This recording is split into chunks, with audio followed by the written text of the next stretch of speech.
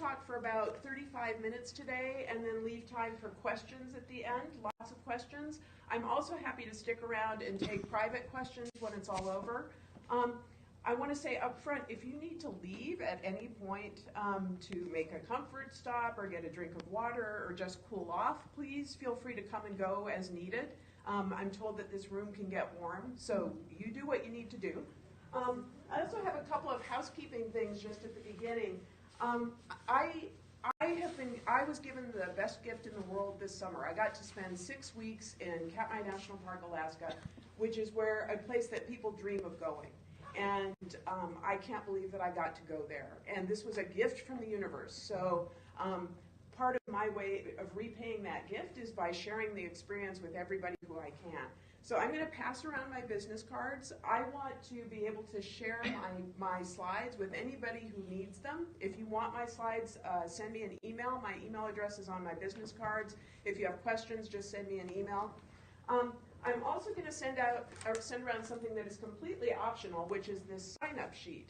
I am not going to spam you with email, but if you want to get an email from me once a year when the Bear Cam goes live, feel free to write your name and your email address here.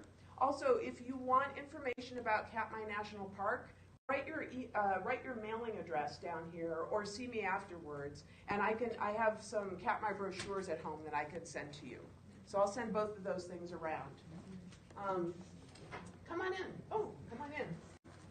And if I'm not loud enough, if you can't hear me at the back, will you raise your hands and wave or something? And if I'm too loud at the front, just kick me. Okay. And we are trying to do a live stream. So if once we get to the Q&A at the end, if you do not want to be on the live stream, let me know and we'll pull the plug. Okay. Oh, and welcome everybody who's here through the live stream. The reason I wanted to do the live stream is that there are about 1,500 Bear Cam viewers who are avidly interested in anything having to do with the Katmai Bears. So we are hoping that some of them are joining us here today. We've got so 15 people on Periscope so far. Wow, cool, excellent. Welcome.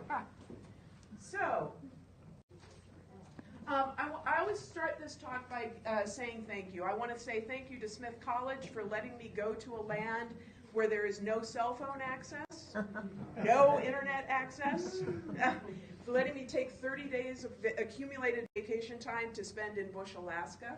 I want to thank the National Park Service for everything that they do at Katmai, here at the Springfield Armory, and at national parks around the world. I want to thank Mike Fitz, who is a former ranger at Katmai, and he now works for Explore.org. And I want to thank all of the Katmai Rangers. Anything that I say that is right today is because I learned it from them. Anything that I get wrong is my own fault. And I want to thank Explore.org because without them, I would not know anything about the bears. And also Maurice Whalen, who was a volunteer at the same time as me, and who is an excellent photographer, which I am not. And I also put this slide up front because this is my most important slide. And I used to leave this till last, and I would always forget to show it. So my hope is that by the end of this talk, you will have tons of questions. And when you have those questions, these are the places to go for more information. And I'll try to remember to put this slide up at the end again. But again, if you want any of this, I'll email it to you. Okay, so let's start the formal talk. What I want to do today is talk to you a bit about Katmai National Park and Preserve. I'll talk in particular about the place where I was, which is Brooks Camp, which is a section of Katmai. I'll talk a little bit about the volunteer work that I did as a visitor assistant for interpretation. And then I want to introduce you to some bears. And then we'll take questions. But let's start with a question to all of you. What do you think of when you imagine a bear? Big. Big. What else? A loving and protective mother. Oh, loving and protective mother. Interesting. Thank you. What else? You're not supposed to run. No. Don't run. Good tip from the ranger. Thank you. Anything else? They're hungry. They're hungry. Thank you. Gosh, you guys are setting up my talk perfectly. Raiding the trash barrels in the parks. Raiding the trash barrels in the park. That's great. I'm so glad you said that. Up in Yellowstone, I remember. Yellowstone. Also in our own backyards. Yeah, that's true. How do you feel when you imagine a bear?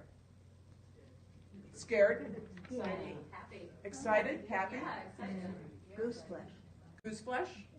All legit feelings. I am somebody who never thought about bears at all until 2013.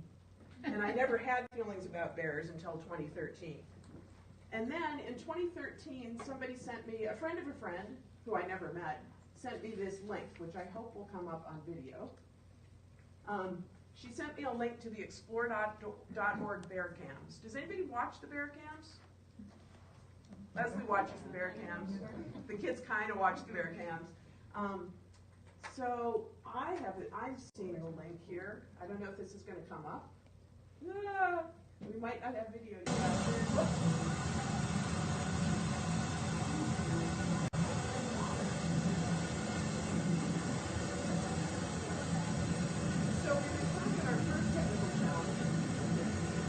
So we're not going to have video for this talk, which is totally okay.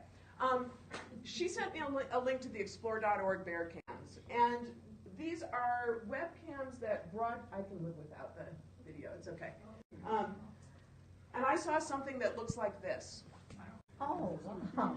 But instead of seeing a photograph, I saw live video from Alaska of all of these bears and more sitting in a river catching fish. And I was hooked. I could not stop watching. 6 years later, I am still watching. What you see when you watch the live cams, and there are, I think now, 7 cams that broadcast live from Katmai National Park from late June until October. And what you see are dozens of bears gathered at a waterfall. So I want to ask you, when I said, what do you think of when you imagine a bear?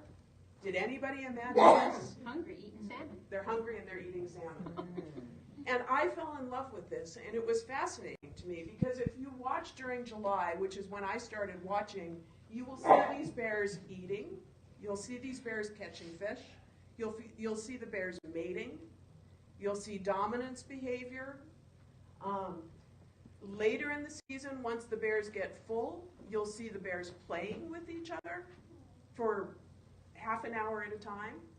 And the thing that really fascinated me when I started watching in 2013 is that you would see these bears lined up at the waterfall like this.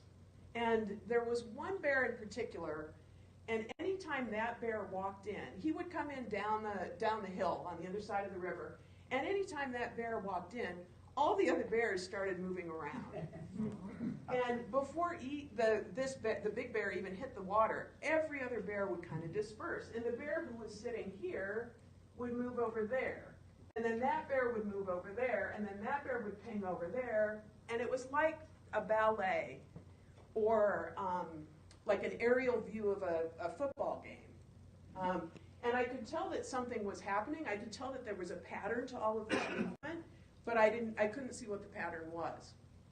So I started watching the cams and trying to figure out what was going on with that movement. And I started not only watching the cams, but participating in the comments chat underneath the live stream video. Oh. And I started watching the ranger chats. The rangers would come on, a couple times a week, 3 or 4 times a week, and they would talk about what was happening on the cams. And I started watching that obsessively. And then after 2 or 3 years of watching the cams, I thought, well, heck, I'm spending all my life watching the cams. And I volunteered to become a camera operator for Explore.org. Explore.org has webcams in parks and other beautiful locations all over the world. These cams are operated by volunteers all over the world from our homes. So I started doing that. I'm in my 3rd year now as a cam op. And then I learned that that Katmai National Park also hires volunteers. And I want to talk more about volunteering, so I hope that somebody will ask me a question in the Q&A about volunteering, because I have a lot to say about that. So I heard that Katmai hired volunteers. I applied. I went through a phone interview, and I was one of 4 people who were hired to be a volunteer at Katmai last July, so July 2018. They also hired 2 people to be there in September. let me tell you a bit about Katmai National Park and Preserve. Has anybody been to Katmai? Ooh, one, excellent. And where were you at Katmai? I'm not sure. I was fishing. They flew me in a float plane. That's a classic experience. Katmai is immense. Katmai National Park and Preserve is 4.2 million acres. It's huge. It's huge. To get there, and Katmai, you can see on this map, is located down here. It's about 300 miles south of Anchorage, Alaska. So to get to Katmai, you fly to Anchorage, and then you fly from Anchorage I flew from a place called Anchorage to King Salmon. And then if you're going in as a park guest, as a tourist, you would probably fly on a float plane from King Salmon or someplace else, land on Naknek Lake. I actually went in by boat, but most people come in and land on Naknek Lake. I want to point out that Katmai is located just to the left of Katmai over here is a place called Bristol Bay. Has anybody heard of Bristol Bay? What do we know about Bristol Bay? Salmon. Salmon fishing. Salmon. Millions of salmon, tens of millions of salmon. It is the home of one of the world's best and greatest natural, it is one of the world's best and greatest natural salmon fisheries. It is also the site of the proposed Pebble Mine. So when you think about salmon, when you think about bears, think about Bristol Bay. Bristol Bay matters. I said that Katmai was immense. It's 4.2 million acres. I spent 6 weeks in an area that's about 2 miles wide and 2 miles up and down. I did take one little field trip, but mostly I saw, mostly I was at a place called Brooks Camp. And this is a map of Brooks Camp. Remember those salmon that are coming out of Bristol Bay? In July 2018, when I was there, I think these numbers are correct. There were 6.2 million salmon that came out of Bristol Bay in July. 2 million of those salmon swam up the Naknek River to spawn. Some of those salmon wound up here in Naknek Lake, which is part of Brooks Camp. Brooks Camp is important because you can see that there's this river. Brooks Camp is built around the Brooks River, which is only 1.5 miles long. But over the course of July, 400,000, 500,000 salmon swam up the Brooks River. That's a lot of salmon, you guys. Yes, it is. In the Brooks River, I'll get there in a minute. This is not the Brooks River. This is the Valley of 10,000 Smokes, which is also part of Katmai National Park. This is the one place in Katmai that I went to that wasn't technically at Brooks Camp. The reason I have this picture up here is that Katmai National Park was established as a national monument in 1918. I was there during the centennial. Yeah, very special. And the reason that Katmai was established as a part of the national park system had nothing to do with bears. If you look at the documentation, bears are not even mentioned. Instead, it focused on the volcanoes. And this is the land of 10,000 smokes. That's where it gets its name. Yeah. And if you ever have a chance to go to Katmai, if you ever have a chance to go to Brooks Camp, I encourage you to take the tour. There's a day-long tour. You leave at 8:30 in the morning. You get home at 3:30 in the afternoon. And you get to go out to the Valley of 10,000 Smokes to see the volcanoes. But today, Katmai is known for the bears. And it is, in fact, one of the world's best wildlife viewing destinations, not only for bears. You can also see lynx and moose. There was a wolf who was hanging out when I was there. But most people go to see the bears. And the reason that the bears wind up at Brooks Camp is that you have that 1.5 mile long river with 500,000 salmon swimming upstream, and about halfway up the river they encounter this waterfall. They encounter Brooks Falls. So the salmon get hung up there at the falls. Oh, and the bears have a feast. And the bears have a feast. So it is a plentiful and reliable food source for the bears who choose to make their living in this location. It is not unusual in July to see 20 or 30 bears fishing the waterfall. And this year, I believe that the official bear monitor counted 50 separate bears who came to fish the waterfall during July. It's amazing. What makes Brooks Camp special? Like everything. So first of all, there's Brooks Falls, which again is it provides plentiful food for bears in July. And it's a great place to see bears. But Brooks Camp is special not only in July, something that's kind of unusual. This is the lower river. So this is where the river meets Naknek Lake down. So the waterfall would be up here. This is the lower river and fall. In July, people come to Brooks Camp to see the big bears fishing the waterfall. In September, what happens is all of those salmon who have swam upstream in July, in September those salmon die. And they all start floating down the Brooks River, and they wind up here in the lower river near Naknek Lake. So Brooks Camp winds up being a great place to see bears in July, and a great place to see bears in September. It's also special because of the cams. So these cams, I think, were installed in 2013. They are kind of a really amazing partnership between Katmai National Park and an organization called Explore.org. Explore.org is a philanthropic organization that was started by Charlie Annenberg. And I think I mentioned earlier that he has set up, it's the world's largest network of nature cams. So they have cams in Africa, they have cams in Saskatchewan looking at bison. They have horse sanctuaries and cat sanctuaries, national parks. It's kind of incredible.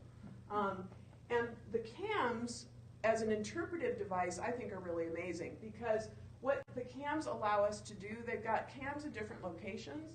So if you go to the park, you're going to stand in one location, maybe 2 or 3 or 4 locations, and you're going to watch very intensively from that. You're going to see the park through that lens. But if you watch the cams, you can theoretically watch the cams for 12, 16, 24 hours a day. And you could theoretically watch the cams 7 days a week, 4 months of the year. Not that anybody would do that. But what that allows us to do is see these bears and see the stories of these bears play out over time. So you can watch a bear that maybe comes in one day and has an injured paw or a broken leg, and then 2 months later you'll see the same bear and he won't even have a limp. And you can watch these bears. There are some bears who we have seen from the time that they were born to now their subadult lives. We've seen bears move from cubhood to subadulthood, from subadulthood or teenagerhood through adult life. We've seen bears die on the cams. So it's a really kind of amazing way of getting to know bears and their stories.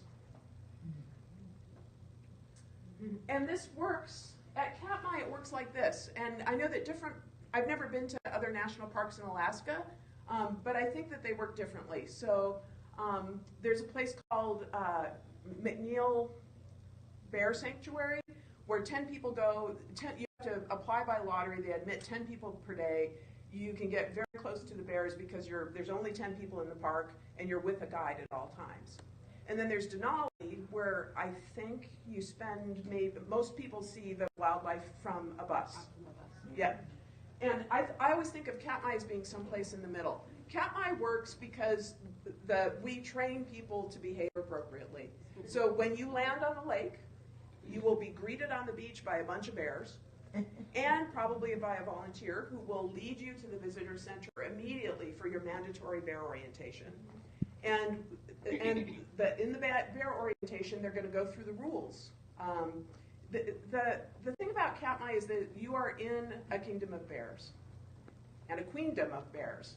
Bears are king in Katmai. So we respect them and we do things to keep them safe. So for example, you never carry food. You eat food at Katmai only in a hard-sided building or in the picnic area behind an electric fence. You're encouraged to hike in groups rather than by yourself. Because if you're in a group, then you chat, you talk, And then bears hear you and they'll stay away. And you also get training on what to do if you encounter a bear on a trail. And basically the training is, get out of the bear's way. And here's how you do that. You do not run. As Ranger said, you're not going to run. You're going to back up. And if the bear follows you, you're going to yield the trail. You're going to get close. You're going to form a group with the people who you're hiking with. I want to say that the last time somebody was hurt at Katmai was, I think, in the 1980s. There was a family that was walking up the Brooks Falls Trail to go watch bears, and there was a bear that was being chased by another bear, and those two bears came barreling down the trail and knocked over the child that was with the family. He was not hurt badly. The last time a bear was hurt at Katmai was in the 1970s, and that was a bear named Sister Bear. And one of the big rules at Katmai is that they don't want the bears to ever associate people with food. And something happened, I don't know how this happened, but somehow Sister Bear came to associate people with food. Somebody gave her a food reward. And within a few days, she was, trying to get into cabins, and she knew that people meant food, and so she had to be killed. And if you go to Katmai, in the visitor center, they still have her pelt over the rafters in the orientation room, just as a reminder. One of the things that I hope you take away from this talk, as the opening slide said, people can live with bears. We just have to get over our ideas about them, our wrong ideas about them. At Katmai, sorry, I got off topic. At Katmai, there's no buses, and you can get close to bears. The primary way that you see bears at Katmai is from these elevated viewing platforms. And there are 3 or 4, depending on how you count them, viewing platforms right along the river. There's one viewing platform that's right up next to the waterfall. There's another at the Riffles, which is in the middle of the river. And then there's another platform plus an annex down here at the lower river. And you'll see these people are watching the bears over there, but this little guy is down here. There are bears everywhere. And it is not unusual at all to encounter a bear on the beach when your plane lands, or to encounter a bear on the trail while you're walking to one of the viewing platforms. It's magical. My job, there's lots of different kinds of rangers in the Park Service. And at Katmai, some of the rangers who I met, there's law enforcement rangers. At Katmai, there's bear management rangers. Their job is to kind of keep the people and the bears separate. There's people who do maintenance. There's people who work at Brooks Lodge, providing food and housing. Then there are interpretive rangers, and that was I was a visitor assistant for interpretation. And what interpretation means, basically, as Ranger Susan said, I felt like I was doing PR for the bears.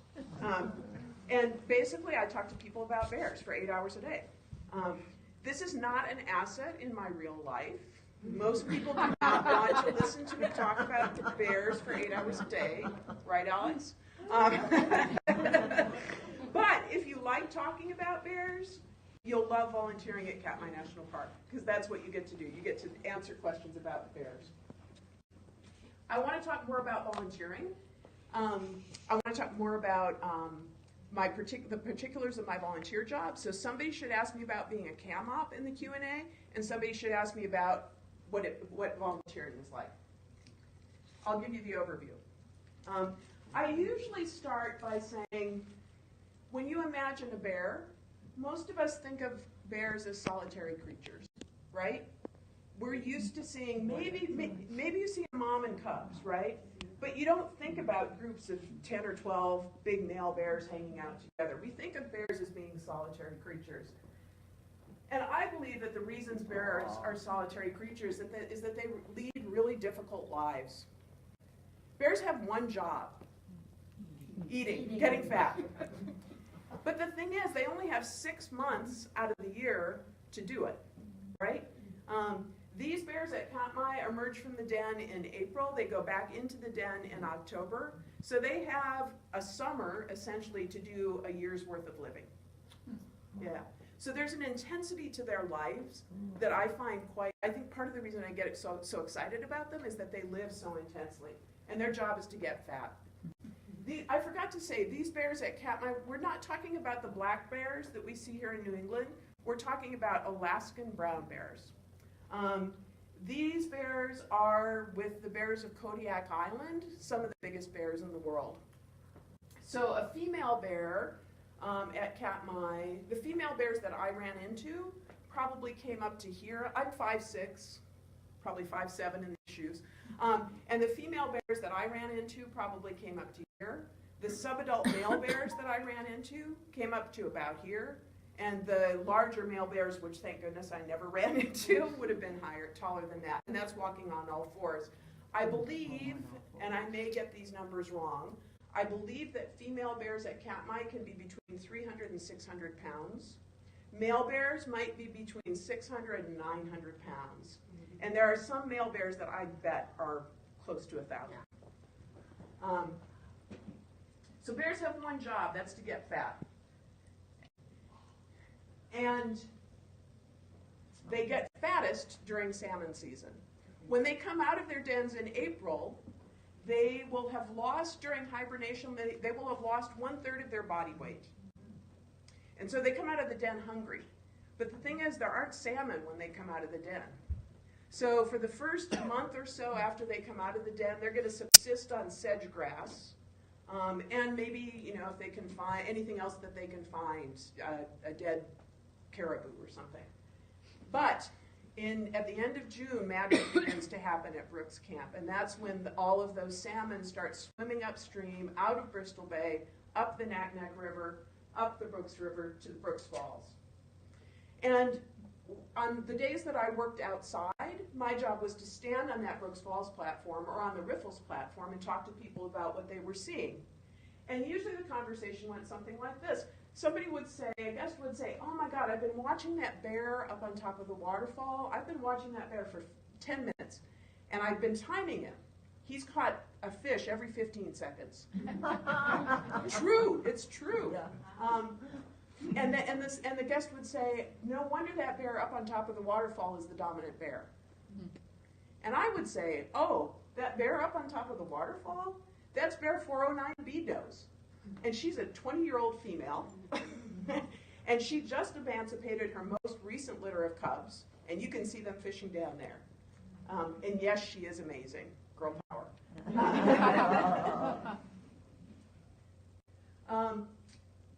And then the next question would be, oh, the bear up on the top of the waterfall, that's not the most dominant bear?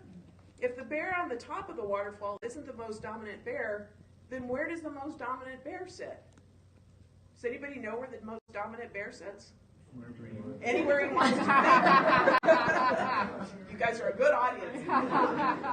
And usually where the most dominant bear sits is down here in the jacuzzi. And the reason is this. These bears aren't just kind of plopped down in random locations. These bears find places to sit where the fish get caught up. So maybe there's a log, or maybe there's an eddy, that's where the water swirls around because of the rocks. Here at the jacuzzi, and you can't see it well in this picture, but what happens here in the jacuzzi is that the fish try to leap up the waterfall right where those two bears are standing. You see a lot of salmon get into this jacuzzi, you'd probably be knocked over. You have to have a lot of core strength to hold your own in the jacuzzi. The water is swirling around like this, and you also have to have established yourself ahead of time as a dominant bear. You have to be willing to say, you're not coming in here. This is my spot. And the reason the dominant bear wants to fish there is that there's a lot of salmon that jump up in that location. They get knocked back, they get swirled around in the jacuzzi, and they get kind of confused. And so if you're big enough and strong enough to hold your own in that location, it's a great place to fish. And that story that I told at the beginning about the bear coming in and displacing all the other bears, that's kind of what happens. So that bear was bear 856, and he would walk in down there. He likes to fish the jacuzzi. If 856 comes in to fish the jacuzzi, then 747 has to get out. 747 is going to go fish in the far pool, which means that bear 83 has to go someplace. And it's like this whole domino thing. It's fascinating.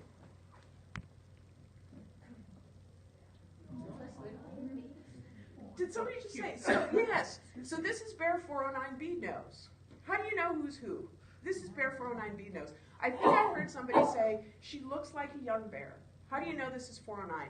Well, it's easy. She's kind of cinnamon colored. She's kind of petite. A lot of people, when they first see her, they think that she's a subadult bear or a small bear, but she is in fact a grown female of 20 years old. You can see she has neon blonde ear tips. You can kind of see in this picture, once you start watching the cams, she has a very distinctive profile. She has a nose like a ski jump. So that's bear 409 bead nose. You say 20 years old, what's average lifespan? Thank you for asking that. So it depends. For females, females at Katmai live longer than males. Males live to be usually about 15. Females usually live into their 20s. Is that what takes them out? Is it just, that's the way they're, Or is it like sickness or like? yeah, so being a bear is really hard, and there are a lot of things that cause bear deaths. And I'll talk more specifically about cub death later. Famine, lack of fat resources. If they don't get fat enough going into the den, you have to get fat enough to live off your fat stores for 6 months. So a bad salmon run could be bad. If you break a bone, if you break a leg, then you might not be able to fish. Bears kill other bears. You might die coming down the mountain in a fall. It's and I'll talk later about a bear named 451 who lost one of her cubs. That cub died on cam, and because the cub died on cam, after the park was closed, the rangers were able to retrieve the cub's body and have it autopsied. And that bear was found to have died of canine adenovirus. Huh. Yeah, exactly. Which apparently is a naturally occurring thing in bears and other animals. So it must be infectious. It is infectious. It's transmissible through body fluids. So here's bear 409 bead nose, petite, kind of a long neck, cinnamon colored, Blonde ears. blonde ears. Well, who's this? Blonde ears. That's bear 409 bead nose. Oh, the same bear? That's the same bear. Look at the ear. Isn't that funny? This is her on June 29th, 2018. This is Versus the end of the summer. Yep. Oh, okay. That Oh, is. my, oh, my girl, look at her. Isn't she fabulous?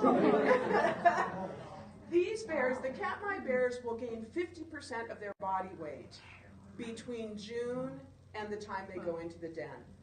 So if a bear, and I'm totally making this up, if 409 bead nose comes out of the den, arrives at Brooks Camp weighing 300 pounds, she might weigh 450 pounds going in. You can see too that the color of her coat has changed. Right. Completely different color. Somebody said you can see her blonde ear tips. And you could see her nose. You can't see it in that picture, but that profile is a good way to look. These bears look completely different at the end of the season than they do at the beginning of the season. So when I said that IDing bears was easy, totally lying. IDing bears is really hard. Yeah, like that. Did the sun do that to her hair? It's all natural. This is her in 2015, beginning of season, end of season. Oh, my goodness. This is bear 480 Otis. He's the oldest male that frequents Brooks Camp. That's him at the beginning of 2015 and him at the end of 2015. He would have been about 20 years old at that time.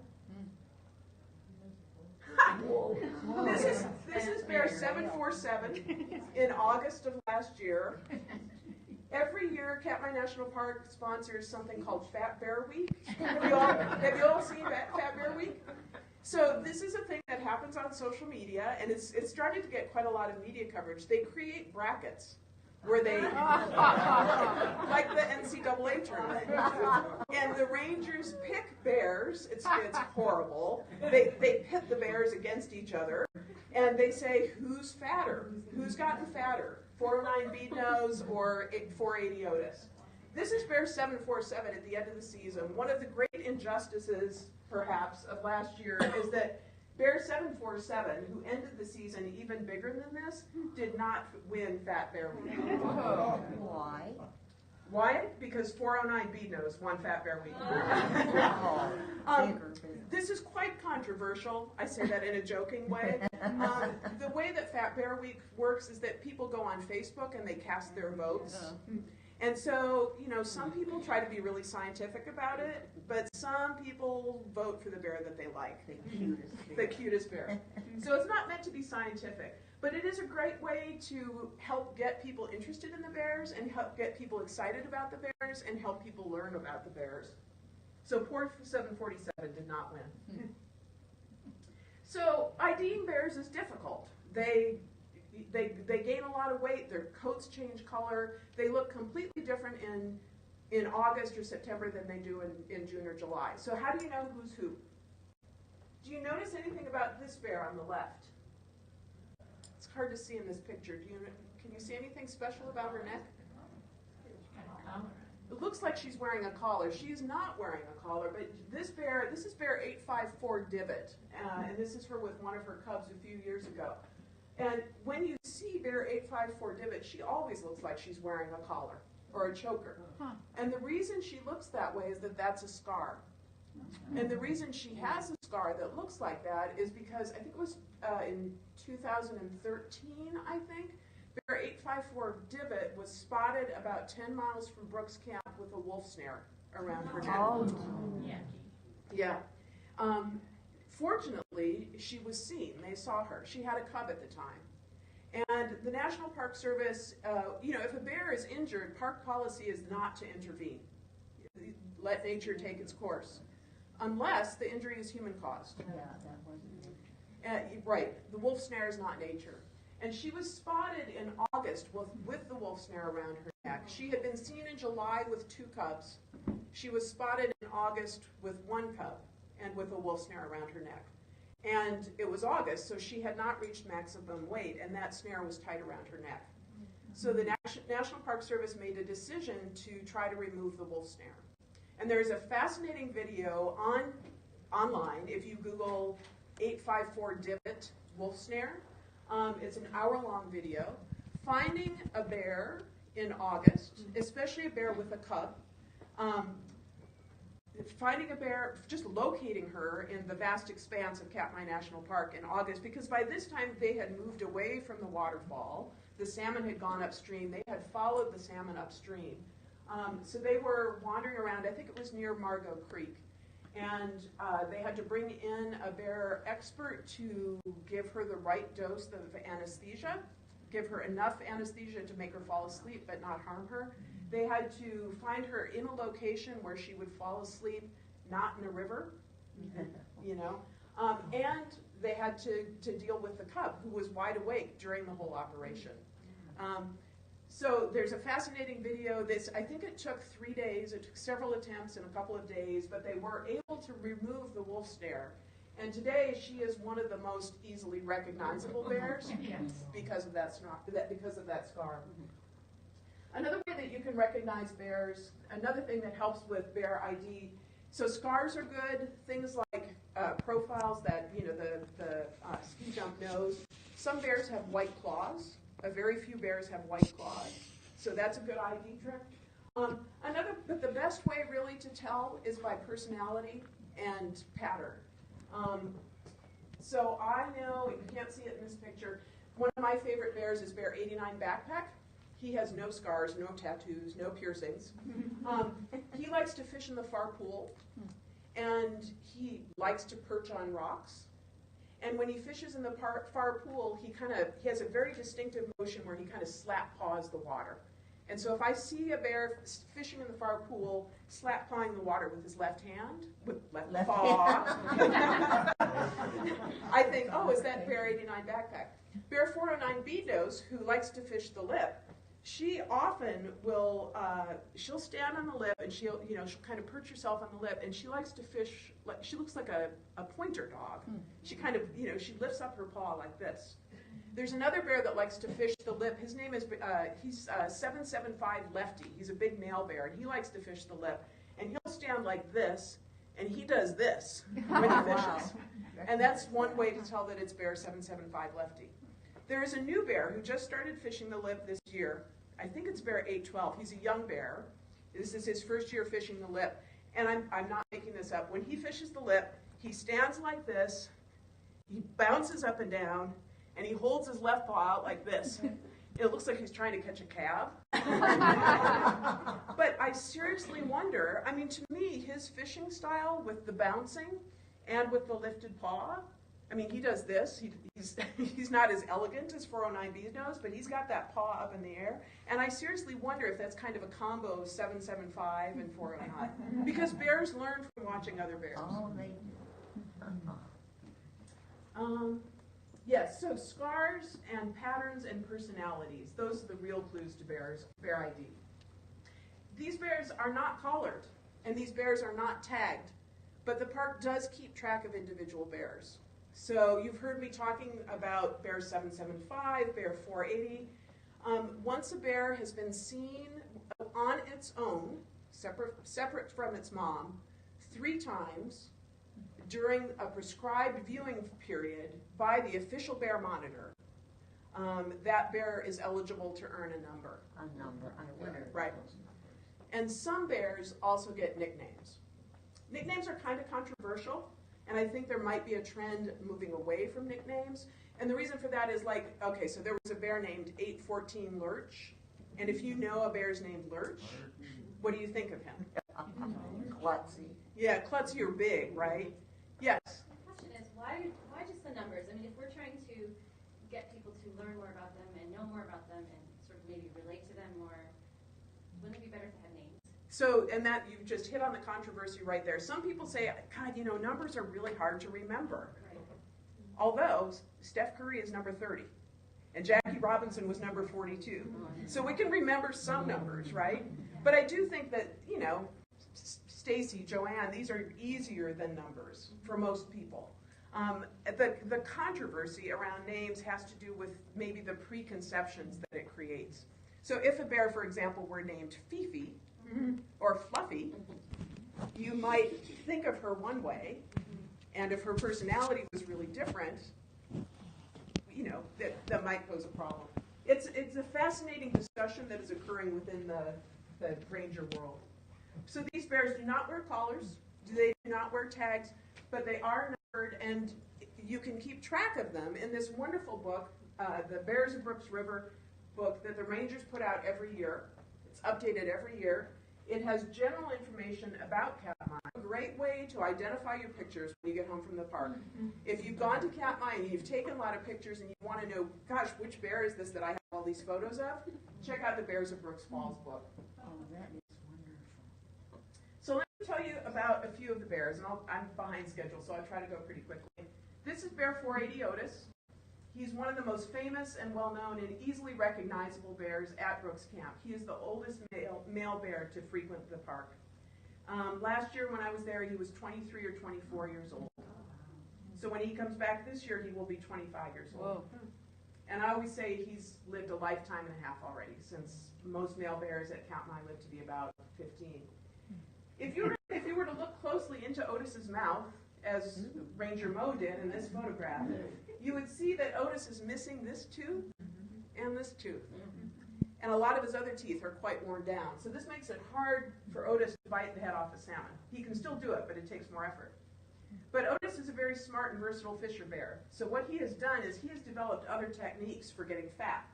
And one of the things that he has started doing is that he will, instead of trying to always fish the jacuzzi, he still does fish the jacuzzi sometimes, and he'll fish in the office quite often.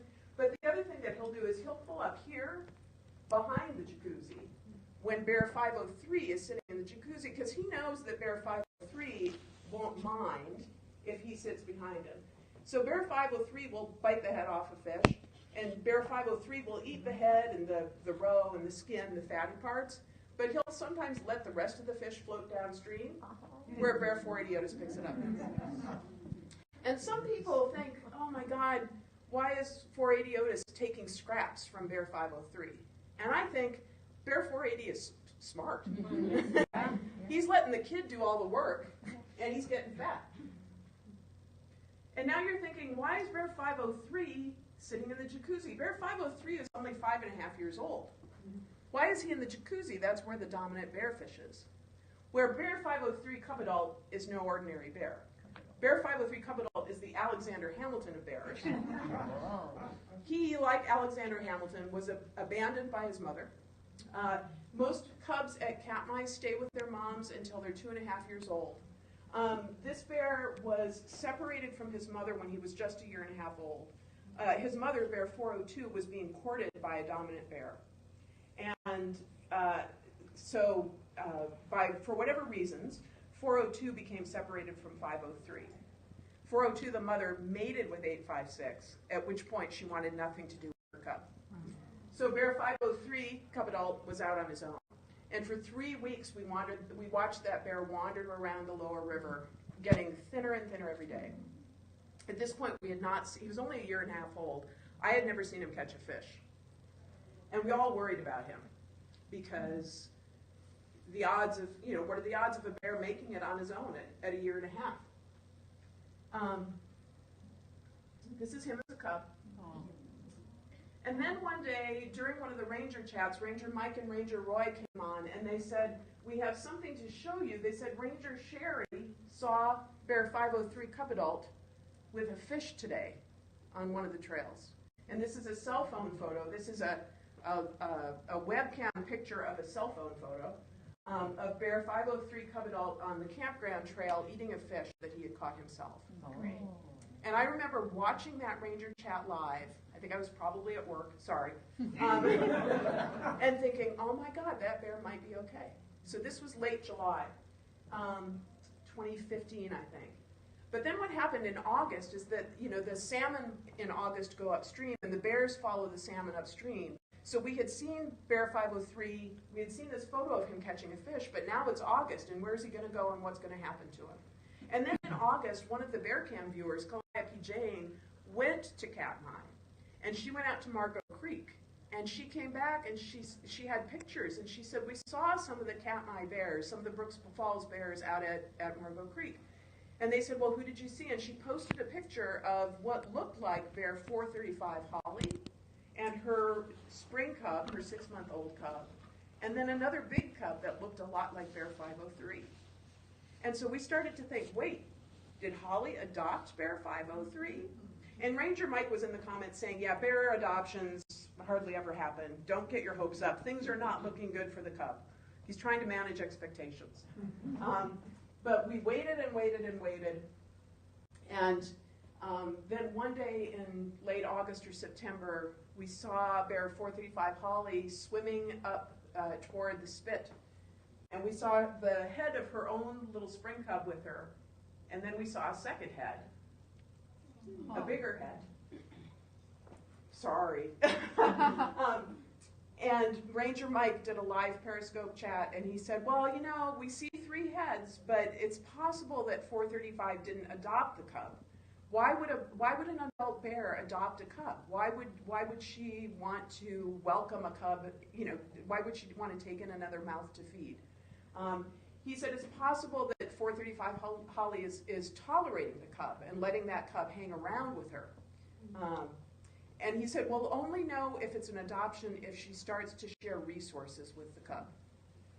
And at that point, bear 435 Holly laid down on the spit, and her own spring cub started nursing, and bear 503 cub adult started nursing.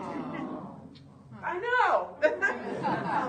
And what that meant was that bear 503 at that time, he got to, so the next year, Holly was not ready to emancipate her own spring cub. Her own spring cub was at that point 2.5 years old. Cub adult was 3.5 years old. So he had 2 moms. He had a sibling, and bears with siblings do better than individual bears. He had the challenge of, he taught himself how to fish by himself.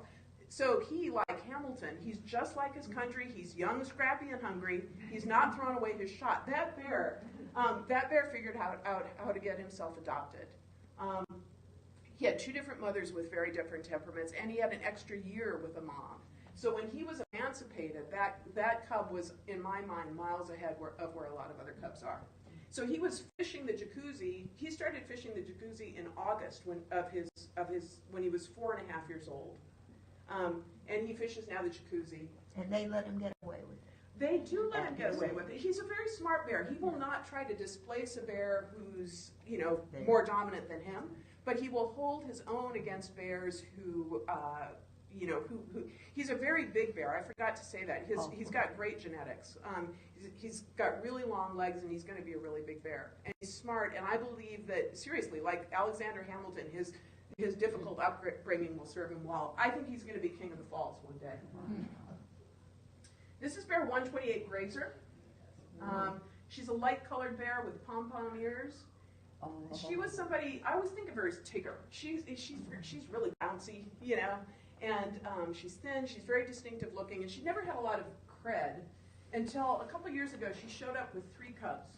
And you can see she's got a big blonde cub, a medium-colored dark cub, and then a tiny blonde cub. And when she showed up with those cubs, she became the fiercest and most protective bear mom I have ever seen. She would take on dominant male bears just for looking at her cubs funny. And her cubs got a lot of screen time on the cams. She would, like a lot of female bears, 128 Grazer would often park her cubs by the viewing platforms so that she could go fish. She knows that the male bears don't like to approach the viewing platforms, so a lot of the moms will park their cubs at the viewing platforms. And so her cubs got a lot of screen time. And people would always ask about her cubs, especially the small cub, because that cub is so tiny. And people would always want to know, is that cub going to be okay? Whoops, sorry, musical accompaniment. So the year that I was there, last summer, 128 Grazer had just emancipated her cubs. And the summer that I was there was the first summer that those cubs were on their own. So one of the questions I was really interested in was, how are those cubs going to fare on their own? Would they be okay? This is bear 451, and her first litter. She had a litter of 3 cubs 3 years ago, I think, 4 years ago. All of those cubs died in their first year. I think I forgot to say that the cub mortality rate at Katmai, the cub mortality rate is between 50 and 66%. Yeah. So 1 out of every 2 or 2 out of every 3 cubs don't make it to emancipation. And that was true for 451. Yes? Is a litter of 3 unusual? Well, maybe. Usually you're seeing maybe litters of 1 or 2. This is not the first litter of 3. And in fact, bear 402, who is 503's mom, she's had a couple of litters of 4. So far, she right now has a litter of 4. She had 4 spring cubs last year, and when we last saw her, she had 4. She has not successfully emancipated a litter of 4 to this point, but we hope that she will. Bear 451 lost her first litter of 3. She's the one who I mentioned, 1 cub died of canine adenovirus. She came back 2 years ago with a litter of 3, and when I was there this summer, those were yearling cubs. I put them up here because they are so adorable. The bear camp viewers this year were very worried about her because 451 would take these 3 cubs up to the falls, and she would fish at the falls with those big male bears. And when I got back from Katmai, what I heard was that the bear camp viewers were worried because they thought that these bears were desperately hungry and taking really unnecessary risks or dangerous risks fishing at the falls. What I saw, and this is different people see different things differently. When I saw them fish the falls, I thought they were being very strategic because if you get 4 bears all together operating as one, it stops being 1 300-pound bear, 1 100-pound bear, 75. It starts being like a 600-pound bear. Okay. Yeah. So, but one of the big questions last year was what would happen to bear 451 and her cubs. If you request my slides, you can go to this link and watch a video. Video's not working right now, so ask you to join me in imagining you're standing on the lower river platform. Remember that picture of the mountain that we saw in the fall with the fall colors? And it's fall, so all the bears are feeding on the dead and dying salmon that are floating into the lower river. And you see Dumpling Mountain, and there in front of Dumpling Mountain is Bear 480 Otis with his worn out teeth. But he's looking as big as the mountain behind him because it's September. And once again, he has put on just about as much weight as any bear. And he's one of the fattest bears at Katmai National Park.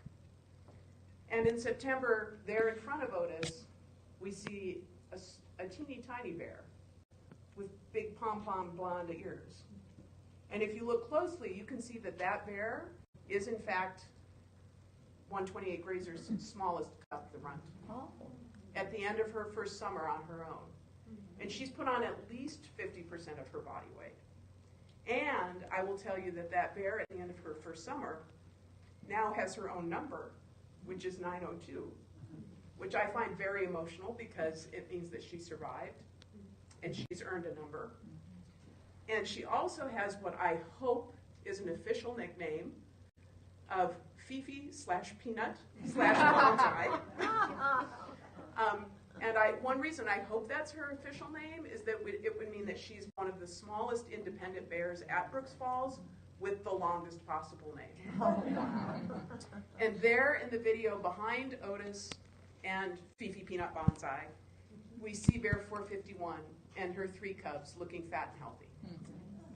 And so you might look at that video and you might see bears fishing in the river, but you might also see 6 individual stories of persistence and resilience.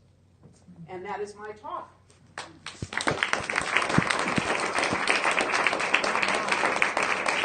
Additional resources. What questions can I answer for people? Yes? How many bears are in the camp, and how many are in the park altogether? Excellent question, and I forgot to say that. So the question is, how many bears are there in Katmai National Park? 4.2 million acres. In that 4.2 million acres, I think that there are 2,200 to 2,400 bears. Oh, they're all brown bears? They're all brown bears, no polar bears, no black bears. Now, fishing the Brooks River, not all of those bears will fish the Brooks River. The number, like I said, I think in July, the Bear Monitor counted 50 individual bears that were fishing the Brooks River in July. Yes? Do they recognize you as a person? Oh gosh, Do they that's befriend you or vice versa? No. No? Well, so that's a complicated question. They don't befriend you. Do they recognize you as a person? I don't know the answer. I don't know if they recognize individual people. The way that I want to answer the question, and this is my opinion, other more knowledgeable people would say things differently. Bears expect people to behave in predictable ways. So I suspect that, so I ran into a bear on the trail. I was going this way, he was going that way. I wanted to go home and eat. He wanted to go home and eat. And I knew that what I needed to do was back up, and he kept coming. And I know that when the bear keeps coming, what I need to do is move off the trail. So I think does he recognize me? I think he recognized that I behaved in a predictable way. I backed up, I let him pass, he went and did his thing, I went and did my thing. We exchanged a glance. It was one of the most powerful experiences of my life. But I don't think, would he recognize a ranger who had been there every day? I have no idea. But I think he probably does know that I am an animal, not a bear, that behaves in a predictable fashion. And if I were to do something that I wasn't supposed to do, if I was to go running at him on the trail, that would cause a problem. The other thing I want to say, important to say, bears see the world through their nose. So if they do recognize, to the extent that they do recognize things, it's through their nose. They do recognize other bears. So part of what's happening at the falls is that, bear 480 Otis will look at bear 856 and say, I'm not going to, I know, I smell that is bear 856. I know he's more dominant than me.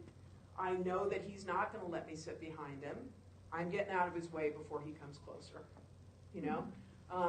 Or bear 480 Otis might say, oh, that's bear that smells like bear 503.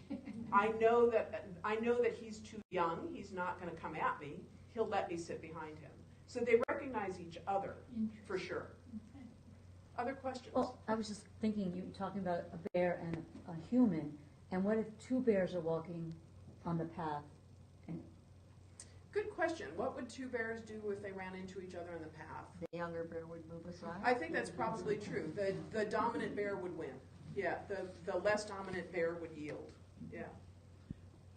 Yes. When is it mating in a certain season and is birth in a certain? Oh God, I'm so glad you asked that question. Bears mate at Katmai in late June or July. But bears don't become pregnant until they go into the den. Okay. Yeah. So the egg will be fertilized and it will form a hard outer shell. It becomes a blastocyst. But it will not implant in the uterus until the bear goes into the den. And at that point, if the bear is fat enough, the egg will implant and the bear will become pregnant. If the bear doesn't have enough fat resources, the body says, yeah, I'm not going to. And I think this is fascinating. And why would nature do that? Why would the body do that? It makes sense if you think about the fact that mating season roughly coincides with salmon season, right? I read a book about the bears of McNeil River. And this author said, if a bear became pregnant in June or July, she'd be eating she'd be eating for two. She'd have to eat for two during the salmon run, which is a time when she really just has to eat for herself. It would put extra pressure on them to be pregnant during the summer. So it's the body's way of kind of, So the cubs are born in the spring. The cubs are born in the den while the mother sleeps. Oh. Yeah, and so the mom will go into that. Remember that photo of fat 409 bead nose? So say the mom's going to the den weighing 400 or 450 pounds. That mother, while she's hibernating, will give birth to a 1-pound cub, about the size of a soup can. And cubs are born without fur. And I'm told that when the mother gives birth, she barely wakes up. Not my joke. One of the rangers said that. And so the cubs are born in the den, and they stay in the den with the mother. And my mind just explodes when I think about the cub coming out of the den. These bears dig dens every year in the dirt. Dens collapse in the spring when the snows melt, so bears dig a new den every year. The mother gives birth in the den, and my mind explodes when I think about what it must be like for the cub coming out of the den in April. Having lived in this den that's just big enough for the cub and its mom, and they come out and they see Alaska. I mean, imagine. Now they nurse They do nurse. their sleeping moms. Yes, yes, yep, yes. Have the waters of the park been affected by pollution at all now? And I assume if the mine goes through, they will be affected, and the salmon and the bears will be affected. So that's a good question. How is, and I'm going to rephrase it a little bit.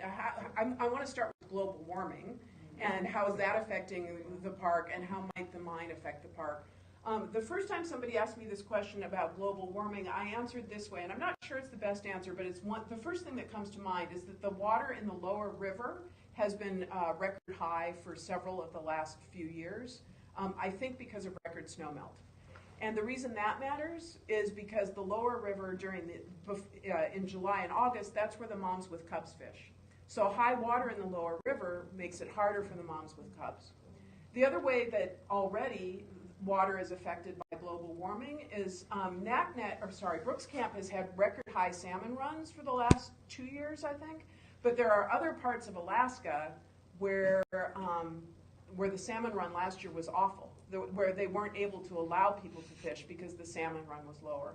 And I believe that the reason for that is that whatever the salmon eat has been found in smaller numbers because of warmer temperatures. And another important thing to know, and I want to do a talk on this, but I don't know enough about it yet, but global warming, whatever is happening in our part of the world is happening way faster in Alaska, up north. So it's, what's it called, amplification. There's kind of an amplification of global warming that happens the further north you go. So places like Alaska are seeing the effects much sooner and much greater than we are. So it's worth watching. Yes, in the blue shirt first, and then you. I have 2 questions. Yes. How does the mom emancipate that? Oh, I have never seen an emancipation, and I don't think I could stand it. So the mother. So keep in mind that cubs are totally dependent. These cubs are totally dependent on their moms for the first 2.5 years of their life. And then the mom says, time for me to mate again. I need to have more babies.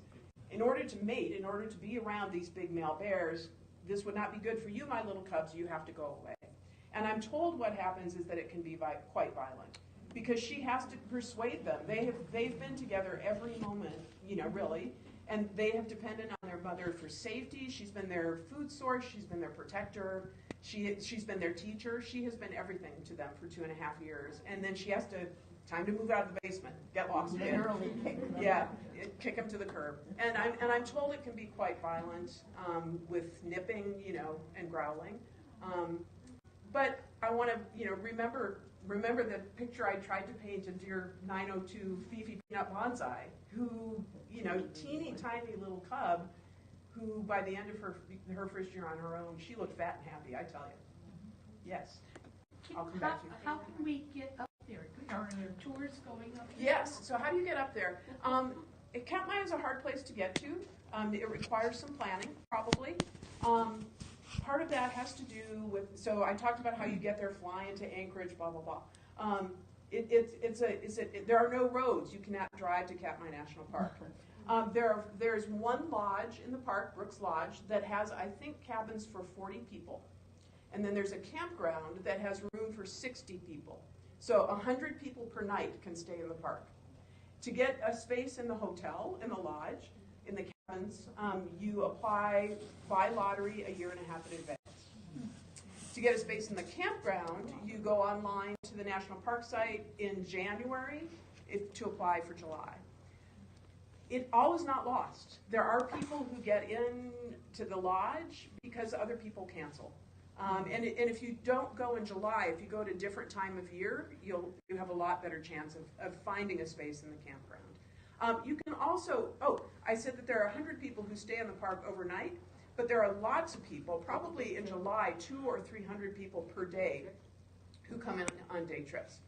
So they fly in from King Salmon or from other places in Alaska, arriving anywhere between 8 and 11 in the morning and leaving between 3 and 5 in the afternoon. I wanted to be, I'm a completist. I would not have, for me to try to go for a day, I couldn't have done that. So for me to be able to spend 6 weeks in the park it's an incredible opportunity. Yes. Yes. So as a volunteer, you and other rangers, you're all staying at this lodge as well? No, we do not stay in the lodge. Thank you for asking that question. And I'll talk a little bit about one of the things I want to do in this talk is to help you think about volunteering for the national parks. What I did was I went to Bush, Alaska for 6 weeks. I shipped in my food. I lived in Park Service housing. If you're a volunteer, the Park Service gives you housing. You provide transportation and your own food. You also get a uniform and a hat. And you get to live here in Brooks Camp. And they have different kinds of housing. Some people live in cabins. Some people live in a kind of a bunkhouse. You might have running water in your building, or you might go to the building next door for running water. But so they provide housing, and you get that. That's one kind of experience, an extended period of time in a location. I've volunteered for Yosemite, captioning videos from my home. Lots of people volunteer, like if you go to a national park, if you go to spend 5 days at Yellowstone, think about spending a morning as a volunteer. National parks are a great place to volunteer, and I believe that they really rely and value their volunteers. So, and there's all kinds of different experiences that you can have. So please think about volunteering for your national parks, especially during National Park Week. Yes? Me? No, and then you. Yes. Yes, you. I was wondering if the names you were giving for the fishing spots, like Jacuzzi or Lip, were those your own personal names, or were those the names that all the rangers used for? That's a great question. Thank you for asking that. Those those are not my personal names. And if you go online and get the Bears of Brooks Falls book, there's a map that shows, here's the jacuzzi, here's the far pool, here's 89 Backpacks Rock. There's one location called the Office, because that's where Bear 480 Otis likes to fish. Bear 480 Otis, I'm not making this up, remember he's the oldest male. He comes in every day at the same time. He comes in, punches the clock, he goes sits in the office, and he'll sit there honestly for 12 hours at a time. And he'll sit and he won't move, and he doesn't create drama, and he's not fighting with his coworkers, and he's not, and he just gets fat. And so that is called the Office, largely I think because of Bear 480 Otis. But these names are actually a really helpful way of kind of tracking the bears and tracking the behaviors and talking with other people about the bears. There's kind of a common language. Yes? Me? Yes, in the blue. Okay. Where do they sleep during the 6 months that they're not hibernating is one part, and because they're having to put all this weight on, does their bowels work the same? Isn't it amazing? I'm so glad you asked that question. So I want to reframe your first question. I want to say, where do they sleep during the day? Because what they do during the day is they eat and they sleep, they eat and they sleep. And everybody would always say, well, where do they go sleep during the day? And the answer is wherever they want to. And sometimes they'll sleep in the river. Sometimes they won't move. Sometimes they will literally sleep where they're fishing. Because if you're trying to get fat, it's all about diet and exercise. So you're going to eat as much as you can and move as little as possible.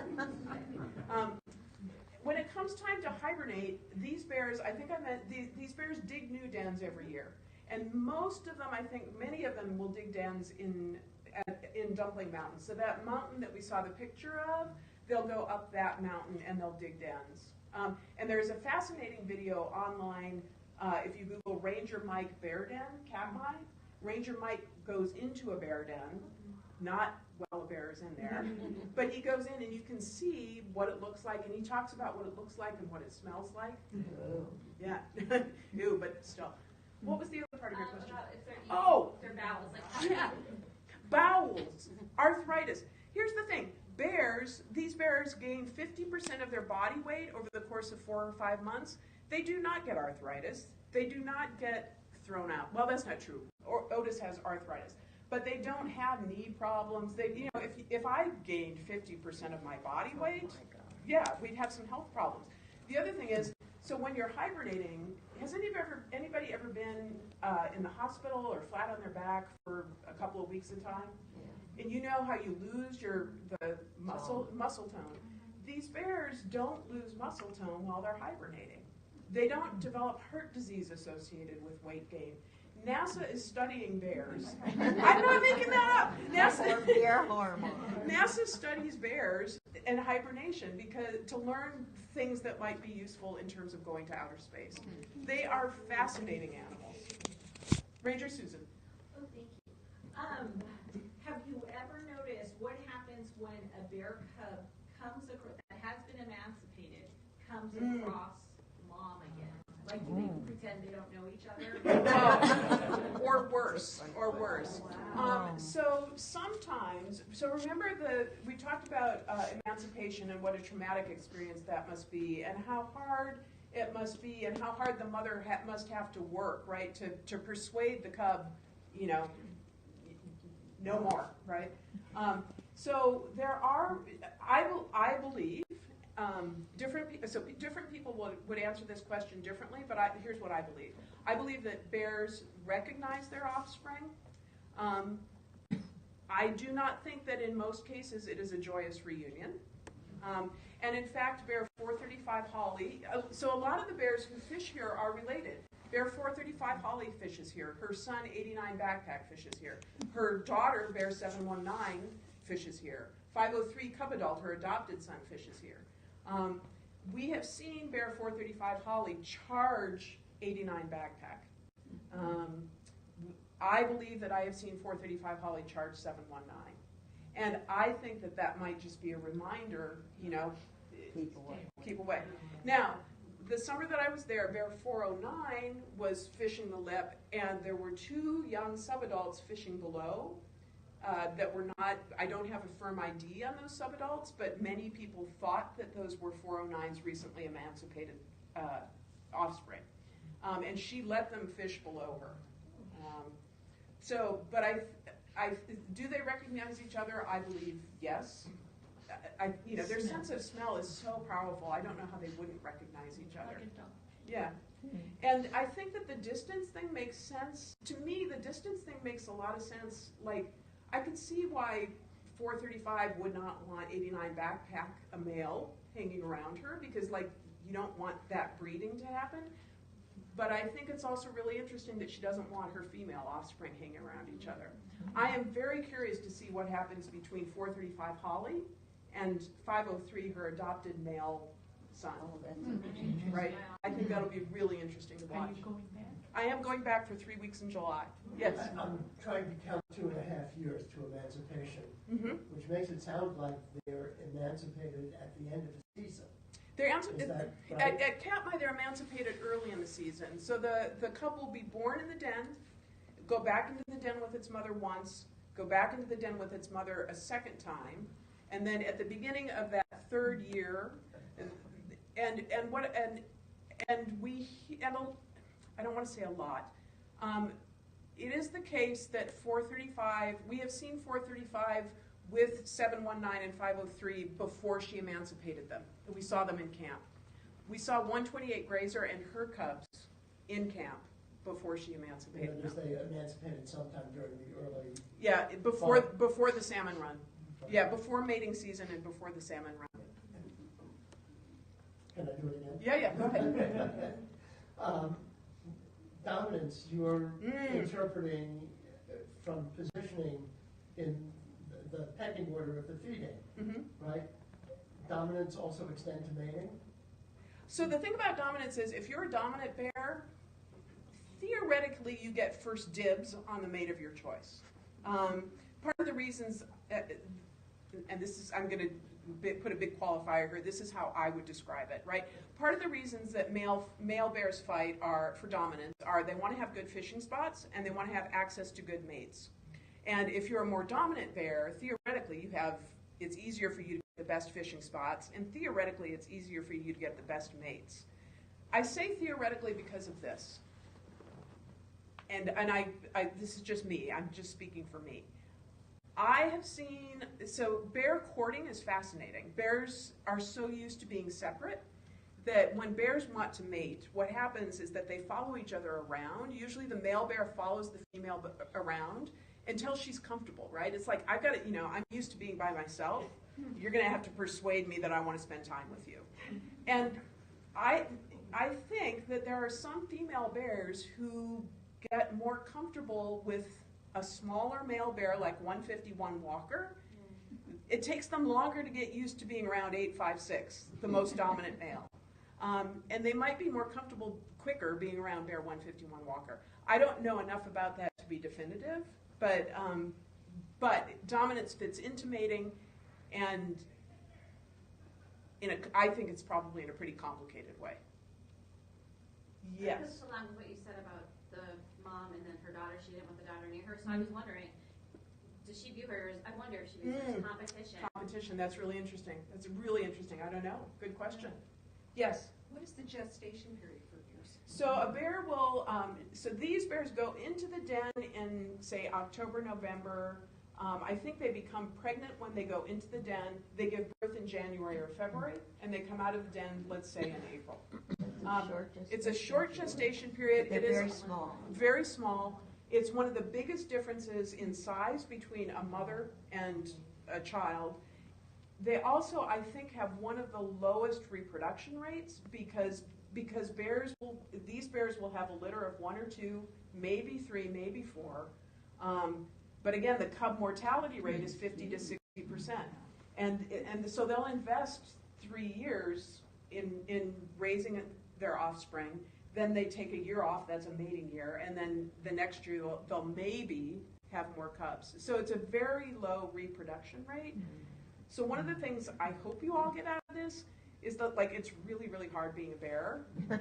And bears do not need our help making things more difficult for them. It's just on their own, it's hard. Alyssa. How can they eat a fish in 15 seconds? So how can they eat a fish? I didn't say she ate a fish in 15 seconds. I said she was catching a fish in 15 seconds, and I believe that that's in fact true. One of the things that we did at Katmai when you volunteer is they do a salmon count at the falls every hour and half hour. So they have a ranger or a volunteer count the number of salmon who are going over the falls in a minute. And it was not surprising to find 240, 250, 300 salmon per minute going over the falls. And so a talented fisher like Bear 409 can in fact stand on the lip and catch a fish every 15 seconds. And at the beginning of the season, she would eat that whole fish. These fish have 4,500 calories. And at the beginning of the season, when they're really hungry, she would consume an entire fish. Would you eat the whole thing? She would eat the whole thing. And then she wouldn't be fishing as fast. But when she was catching 15 fish per second, it was probably in July, so it's kind of later in the season. And what happens then is that they start doing something called high grading. And that's when they will catch the fish. They will, their goal is to get fat. So if I want to get fat, I'm going to have chocolate milkshakes and chocolate cake and potato chips and dip. So what they will do is they'll high grade, and they'll eat the fattiest parts of the fish, the brain, the roe, and the skin, and they'll let rather than wasting stomach space on the rest of the fish that we like, they'll let that float downstream. So she would catch a fish, she'd bite off the head, eat the roe and the skin, and just let the rest of it. Which is why, and you couldn't see the video, but when you stand at the falls platform, you see the big male bears lined up at the front. You'll see smaller bears behind them. You'll look down the river. You'll look down that 1.5 miles of river, and you'll see big bears, medium bears, moms and cubs. You'll see eagles. You'll see gulls. And none of that fish goes to waste. Because a bear like bead nose or 480 otis, they're going to, 503 cub adult, they're going to take the fat parts. The non-fatty parts will float down to the subadults who aren't very good fishers, but they're sitting there catching the scraps. And then the moms and the cubs, and then the eagles will swoop in, and what the eagles don't take, the gulls will take. So it's very efficient. Yes? My question is about the numbers. I'm wondering if I missed something. That Cub 89 has a smaller number than his mother, who's 400. Right, so you didn't miss anything. I didn't go, so the question is about the numbers. How are the numbers organized? Right. The numbers have nothing to do with hierarchy, and they don't, visibly anyway, have anything to do with family tree. Chronological order. They do connect to chronological order. So all of the bears who were ID'd in a given year, so all of the 800 bears got their numbers in the same year. Oh. All of the 900 bears, like bear 902 Fifi Peanut Bonsai, any bear who was ID'd last year will have a number in the 900s. And it's important to say that numbers are assigned not only to newly emancipated subadults, but if there's an adult bear who shows up at the river for the first time, if there's an adult bear who showed up for the first time last year, who had never been seen before, that bear would get a 900 number. Okay. Yeah. You mentioned that there were bears with just numbers, bears with nicknames and numbers, and that there were bears without either. Are there any bears with just nicknames? So, are there any bears with just nicknames? A ranger would tell you no. The rangers don't use just nicknames. If you're talking to a ranger, they will always talk about a number or a number and a nickname. Sometimes viewers will just talk about nicknames. So there was a bear a couple of years ago that had one light cub and one dark cub. And some of the rangers and some of the chatters talked about those bears as salt and pepper, those cubs. That's cute. It wasn't official, but enough people were using it that it kind of caught on. Yes? Beer management. How do they keep the numbers, sustainable? Bear management, in terms of numbers, they just let nature do its thing. Okay. Yeah. So the Park Service will intervene only if a bear. So I'll tell a story. Bear 89 Backpack, one of my favorite bears. When that bear was a cub, That bear had a broken paw or a broken leg. He couldn't put any weight on his leg. And there were apparently some people who said people were worried about that little cub because that would be more humane than whatever fate would meet him. But the Park Service policy is, we're not going to intervene. We're going to let nature take its course. And Bear 89 Backpack is today a strong, healthy, fabulous bear. And I will say that Katmai for the last couple of years has had a very strong salmon run, and I think that the bear numbers are pretty good. The cams might be harder to watch in a year when the salmon were less plentiful. Okay. I see Ranger Susan over here. Do we need to wrap up? Yeah, probably one more question, and I guess we'll be all set. Yes. Yes. When a bear has a broken bone, does it heal by itself? Bears are amazing, and there is a video online about Bear 469 patches. The first year I was watching, in 2013, a bear showed up at Brooks Falls in July.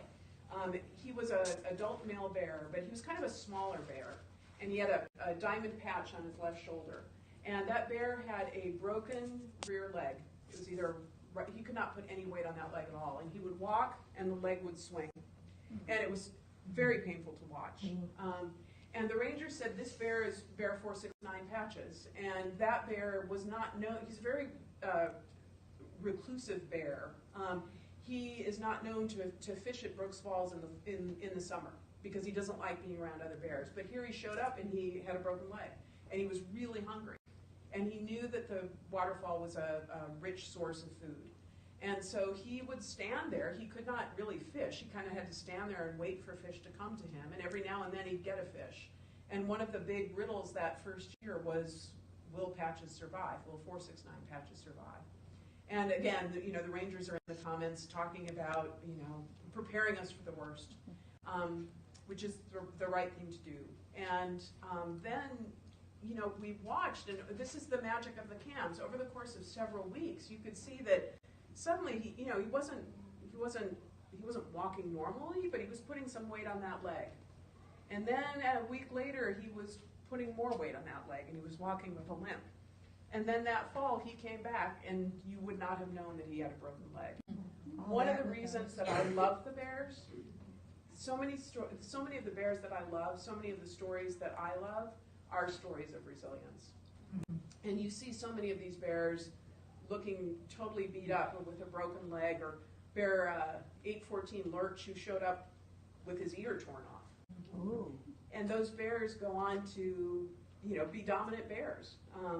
They are incredibly resilient animals, and their stories give me hope, and that is the reason I really love the bears. I'm happy to stand here.